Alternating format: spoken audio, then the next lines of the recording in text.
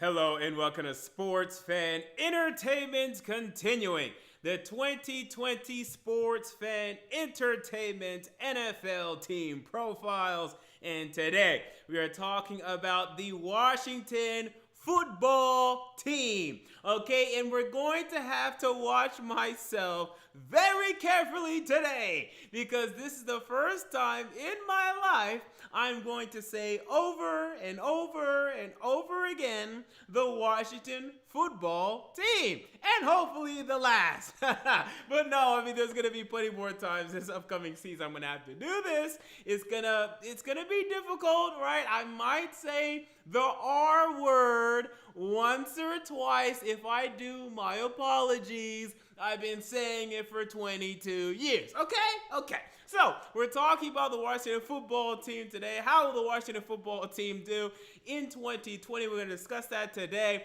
But really quick, let's look back to 2019 and look at how the Washington Redskins did. And I won't say Redskins for that because they were the Redskins at the time, right? So, I'm just calling them by the name they were at the time. So, how did the Redskins do in 2019 before they became the Washington football team? Well, they were horrible. And a lot of Redskins fans did not see this coming for reasons that are unbeknownst to me.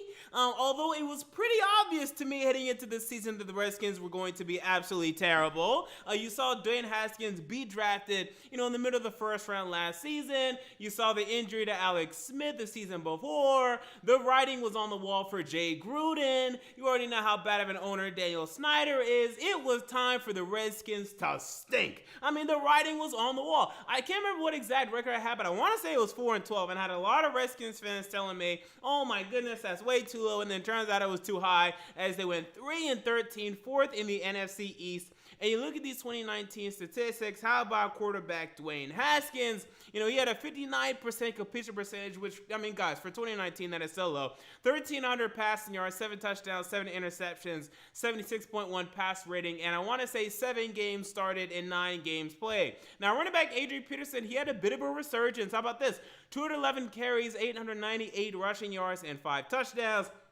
And then wide receiver Terry McLaurin with 58 catches, 919 yards, and 7 touchdowns. And without a doubt, he was the spark offensively for the Redskins. Again, Adrian Peterson did a good job. But Terry McLaurin, that was such a surprise. What a rookie year that he had. And I'm anticipating even more from him this upcoming season. What a talent they found in Scary Terry with McLaurin, which is funny because a lot of us thought that Kelvin Harmon was going to be the wide receiver to look out for. But no, instead, it was Mr. Scary Terry.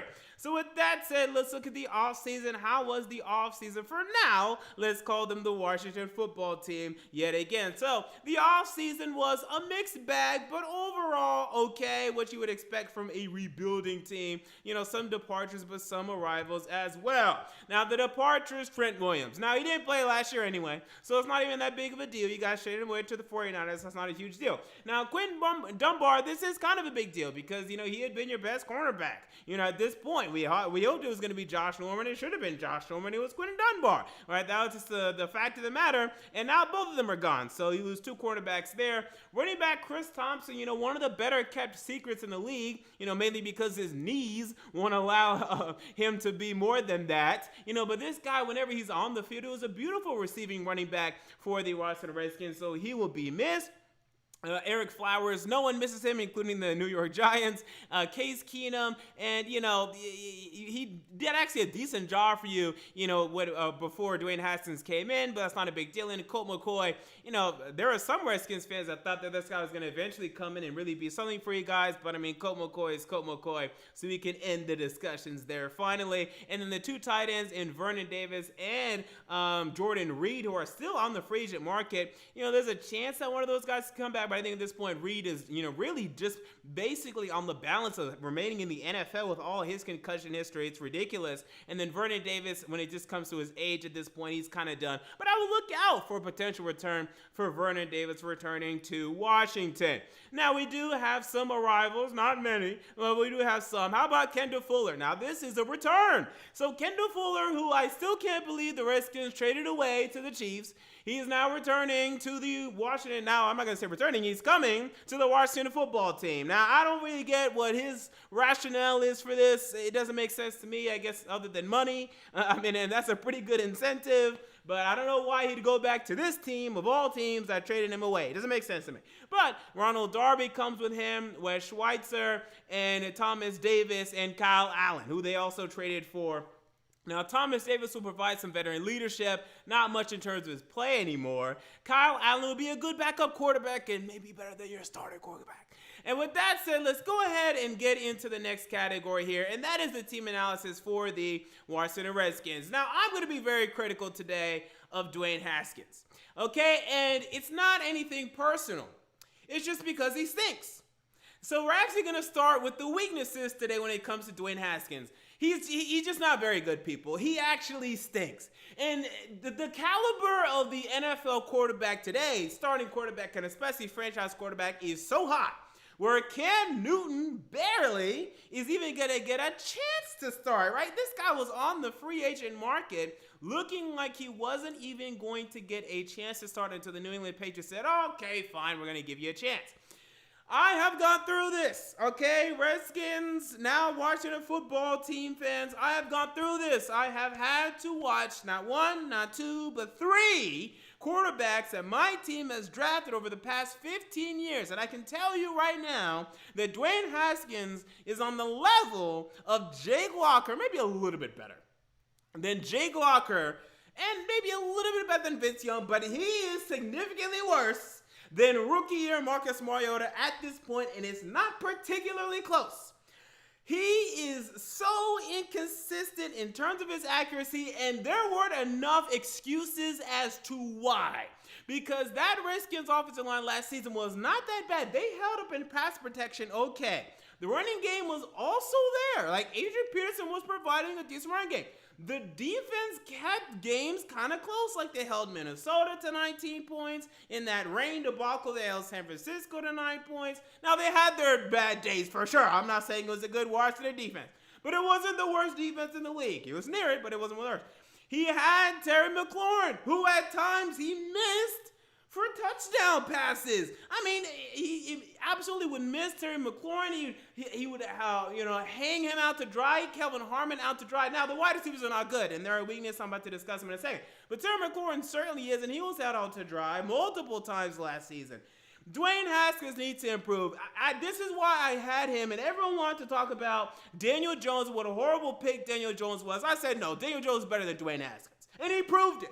Daniel Jones proved last season he's better than Dwayne Haskins. He can read the field better. He's more accurate. He's going to be a better NFL quarterback. Now, both of them may not be starting in 5 years. I'm not going to say Daniel Jones is going to be starting in 5 years. But right now, he's better than Dwayne Haskins. He's going to continue to be better than Dwayne Haskins. And Dwayne Haskins doesn't even have the athleticism for him to be able to escape his accuracy issues. Like, he's able to go out and scramble, decently well, but not for 2020 standards. This is no Lamar Jackson. This is no Kyler Murray. This is no Marcus Mariota where you can rely on his legs, and then that's going to be it. So I don't have faith in Dwayne Haskins, but can this guy start for 2, 3, 4 years before you finally move on? Fine. But this looks like Blake Bortles all over again. I mean, I see so many similarities to Blake Bortles here. Okay, the only thing is he's not as risky as Blake Bortles.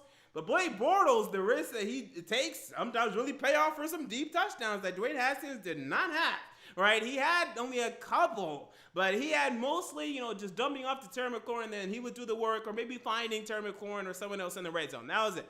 Now, the other weakness is tight ends. You have no tight ends. Literally no tight ends. You lost both of your tight ends, and Vernon Davis and Jordan Reed. Jeremy Sprinkle, Richard Rodgers. No. Okay, no tight ends to find in Washington. And I'll say the receivers too. And I know Washington football team fans. Okay, are we calling them football team fans? Is that what they are? Because that's your mascot, right? Football team fans.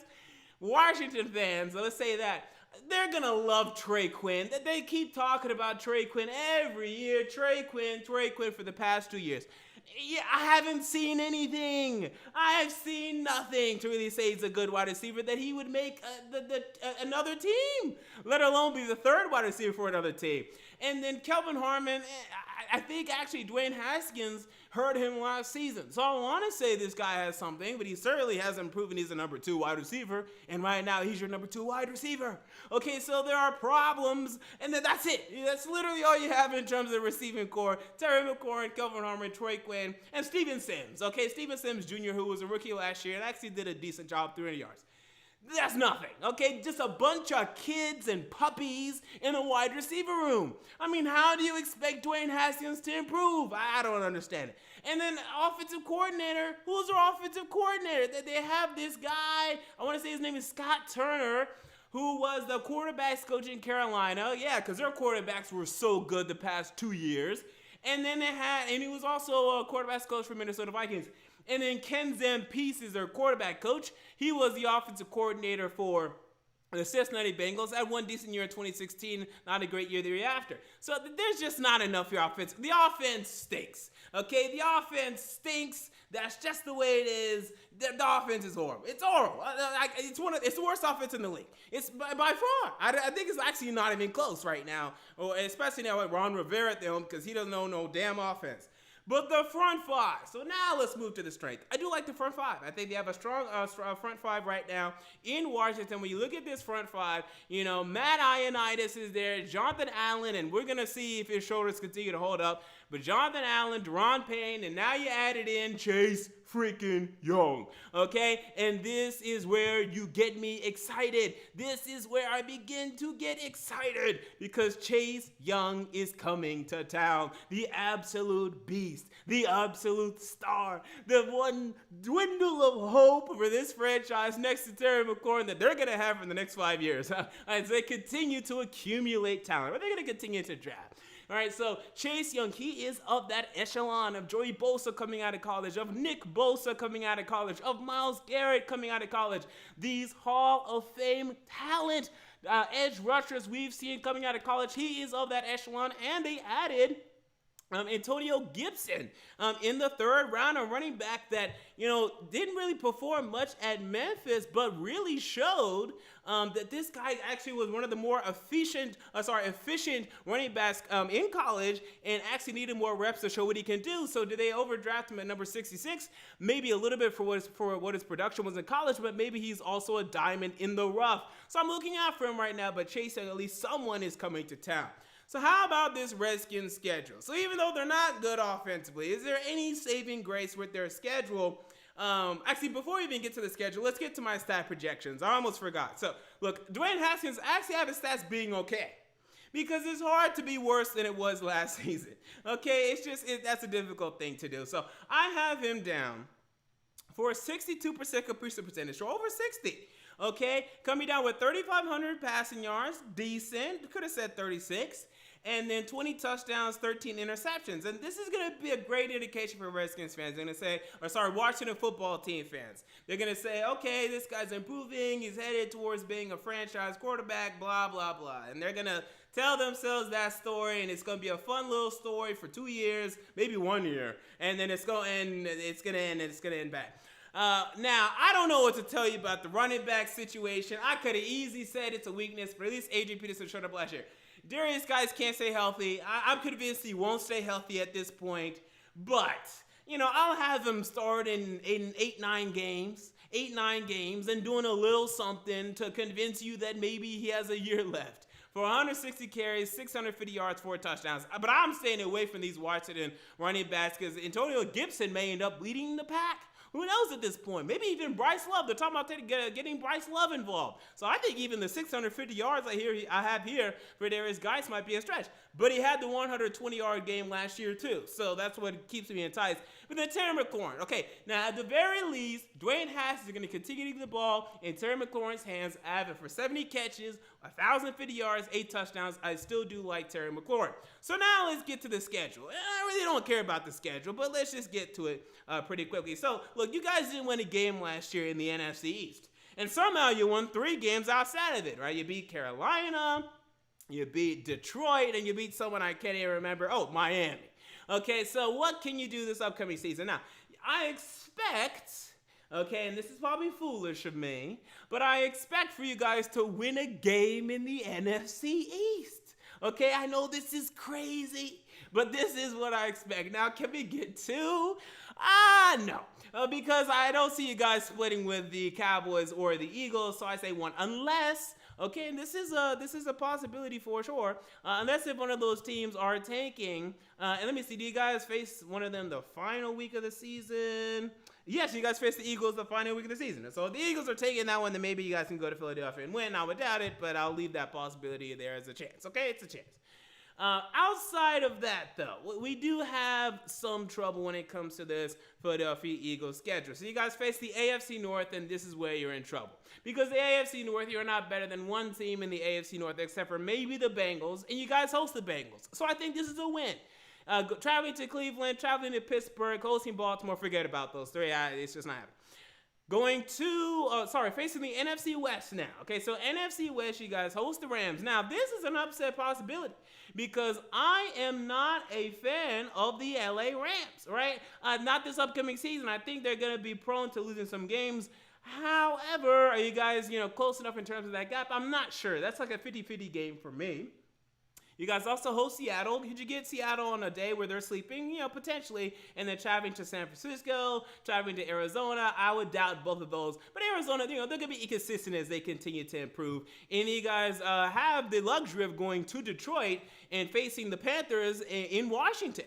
So these are actually 2 winnable games here because it depends how Washington is doing. Are they tanking? Are they trying to, are they trying to actually win games late? These are 2 teams that could be taking down the stretch. And you guys have them in the second half of your schedule.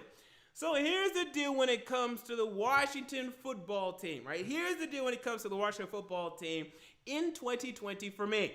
You guys went 3-13 last year, but unlike some teams in this league that were really bad last year, you guys were able to keep some games close, right? In your division, keeping some games close, keeping games competitive, and that was with, a head coach being fired, and then Bill Shanahan being an absolute lame duck coach. Now you have a real head coach in Ron Rivera coming to town. The problem, though, your offense stinks, okay? Dwayne Haskins, look, even if you're a Dwayne Haskins fan, okay, and I'm sure there are some Dwayne Haskins fans out there. Who is he throwing to outside of Terry McLaurin? Nobody. Okay, don't talk to me about Trey Quinn. Don't talk to me about Kelvin Harmon. Who are you talking to? Jeremy Sprinkle? The only Sprinkles I recognize is Ben and Jerry's. I don't know who you're talking about. The offensive line, it's okay. It ain't good enough to maul through and let these guys have their fun. Darius Guy, Bryce Love, Antonio Gibson, these running backs, we don't know what to expect. And A.D. Peterson is 35. How many points are they going to put up? Not enough. And then you look at their secondary right now. The Redskins secondary isn't good enough. Right? Kendall Fuller is going to be able to do some things for you. Landon Collins as well. But not good enough to completely hold teams from scoring 20 points. Because I don't know if the offense is going to score 17. But 20 is even a stretch. So, best case scenario, Ron Rivera gets the most out of this defense. They're able to keep games very low. And Dwayne Haskins, look, he's going to throw 1 touchdown a game. You're able to rush for 2 more, average like 21 points a game, maybe 24 somehow, if there's a miracle. And I'll honestly say best case scenario, 7-9. I can see 7-9. Now 8-8, no, forget about it.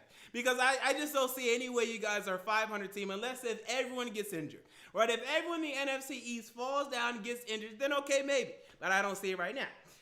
Worst case scenario, it could be 3-13 again. I mean, it could absolutely be 3-13 again. My prediction is 5-11. That's what I have. Now, let me tell you this right now. It'll probably be 6-10.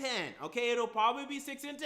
But right now, when I'm just going win-loss, win-loss, win-loss, and making sure everything mathematically syncs together, I could not give you guys 6 wins, but if one team gets injured or one team is taking late in the season, yes, you'll get your 6th win, and you'll be happy with that, and you'll say we're progressing until you learn that Dwayne Haskins ain't the answer. All right, so there you go. Those are my thoughts on the 2020 Washington football team. What are your thoughts? Comment down below. I want to know.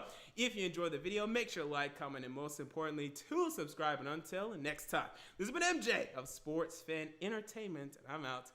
See you all later.